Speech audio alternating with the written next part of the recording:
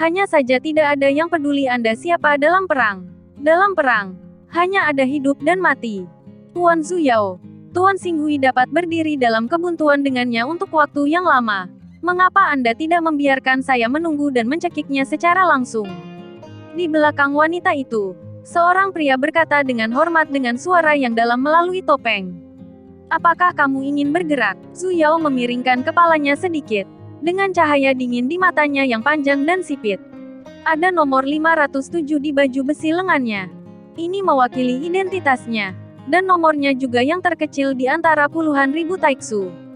Semakin tinggi jumlahnya, semakin tinggi statusnya di taiksu. Pria taiksu yang berbicara di belakangnya tidak berani berbicara lagi. Wanita taiksu bernama Zuyao ini memiliki mata yang ramping. Menyaksikan pertempuran di ujung jauh di matanya. Dan dia tidak tahu apa yang dia pikirkan. Tunggu sebentar. Mereka tidak terburu-buru dan kita tidak terburu-buru. Zuyao bergumam. Tidak tahu apa maksudnya. Tetapi pertempuran antara Xiaoyan dan Xinghui tidak berlangsung lama. Dan dapat dirasakan dengan jelas bahwa di bawah pertahanan konstan Xiaoyan, kekuatan tempur Xinghui dengan cepat menurun. Karena dia menghabiskan banyak kekuatan abadi di tubuhnya. Setelah berkat kekuatan abadi tidak berguna. Bahkan dengan armor dewa palsu, kekuatan tempur Xinghui tidak lagi dapat bersaing dengan Xiaoyan. Xinghui tahu bahwa kekuatan keabadian dalam 3 kristal merahnya telah habis, dan ingin menggunakan ini untuk memamerkan momentumnya. Tetapi Xiaoyan tetap bertahan. Seperti kura-kura, dia penakut. Xinghui menjadi semakin marah, berteriak dan memaki. Aku tahu cara bersembunyi dan bersembunyi. Aku bersembunyi dari Xiaoyan. Gaya bertarung Xiaoyan sebenarnya yang paling mematikan bagi Taisu.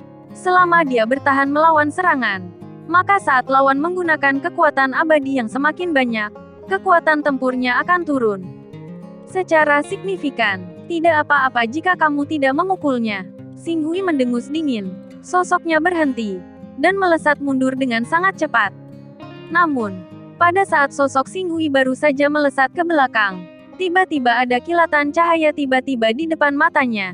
Tetapi dalam kehampaan yang gelap ini, dia hanya merasakan kilatan cahaya tiba-tiba, yang tidak berpengaruh pada jarak jauh. Di udara, sosok Xinghui tiba-tiba berhenti, yang akan berakibat fatal untuk pertempuran tingkat ini. Di bawah tatapan semua orang, dia bisa melihat bahwa tinju di pinggang Xiaoyan sudah terisi penuh di beberapa titik. Xinghui yang stagnan meninju kepalanya. Dia hanyalah dewa perang, dan kepalanya lebih rapuh dari hatinya. Kemudian bahkan ketika dia melihat Xinghui, dia tidak tahu apa yang terjadi, tetapi dia tidak bertahan atau menghindar. Ledakan, hanya ada satu ledakan, dan pemandangan tragis ini membuat semua orang terkesiap saat melihatnya. Pukulan Xiaoyan secara alami mengandung kekuatan tubuh abadi dewa asli, tetapi pukulan itu tidak langsung membombardir kepalanya. Tetapi dia melihat kepala Xinghui berputar 360 derajat dengan gila-gilaan. Dan seluruh tulang belakang leher tidak diragukan lagi. Itu dipelintir berkeping-keping. Melihat ini, Xiaoyan mau tak mau mengangkat alisnya sedikit. Meratapi bahwa False God Armor memiliki kekuatan pertahanan yang mengerikan. Pukulan ini, menurut pemikiran Xiaoyan, akan normal untuk mengebom kepalanya.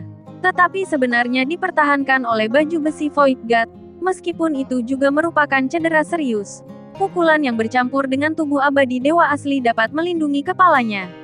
Adapun saat berikutnya, Xiaoyan tidak berhenti di situ, tetapi mengulurkan telapak tangannya dan langsung meraih Xinghui, mengarahkan tinjunya ke wajahnya, dan kemudian membuka topengnya dengan satu pukulan demi satu pukulan. Tubuh di balik baju besi Void God terbuka. Jadi lebih mudah untuk menyelesaikannya. Jantung api meraung keluar dari telapak tangan Xiaoyan. Dan dalam sekejap, api yang mengamuk tersulut. Melihat pemandangan ini, Zuyao akhirnya tidak tahan lagi. Alisnya sedikit mengernyit. Lalu dia mengangkat tangannya dengan lembut. Pada saat berikutnya, ratusan ahli Taiksu bergegas menuju Xiaoyan. Tetapi sudah terlambat untuk menyelamatkan Xinghui saat ini. Dan Xiaoyan menerobos pertahanan Xinghui yang terluka parah. Suhu jantung nyala api dapat membakar tubuhnya menjadi abu terbang dalam beberapa tarikan napas. Pada akhirnya, tubuh fisik Xinghui di Void God Armor menghilang. Dan Xiao Yan merasa aneh bahwa Xing Hui ini juga sama dengan pembangkit tenaga Taiksu sebelumnya. Mereka semua tidak memiliki jiwa. Ini jelas tidak masuk akal. Jiwa dan tubuh dapat membangun kehidupan. Dan keduanya sangat diperlukan. Tetapi jelas bahwa beberapa metode digunakan untuk membuat mereka seolah-olah tidak memiliki jiwa. Mengapa tidak ada jiwa? Xiao Yan menyipitkan matanya sedikit, yang mengingatkannya pada Istana Surgawi. Dan jika dia ingin bergabung dengan Istana Surgawi, dia juga harus mengorbankan jiwanya. Mungkinkah Taiksu juga memiliki aturan untuk mengorbankan jiwa? Gumam Xiao Yan, menghadapi ratusan sosok yang meraung ke arahnya. Tatapan Xiao Yan masih tertuju pada dewa palsu Xing Hui yang telah benar-benar terbakar di depannya. Tanpa tuan rumah, armor dewa palsu akan berubah menjadi bola cair. Sialan. Dia benar-benar tahu bahwa dia dapat mewarisi baju besi setelah melenyapkan tuan rumah. Tetapi dia tidak memiliki darah Taiksu, jadi tidak mungkin melakukannya. Melihat Xiao Yan, Zhu Yao perlahan mengulurkan tangannya dan meraih baju besi Void God. Bunuh dia, kata Zhu Yao dengan suara dingin. Matanya rumit. Meskipun dia memberi perintah, dia tidak berniat untuk bergerak. Sepertinya dia ingin membunuh Xiao Yan.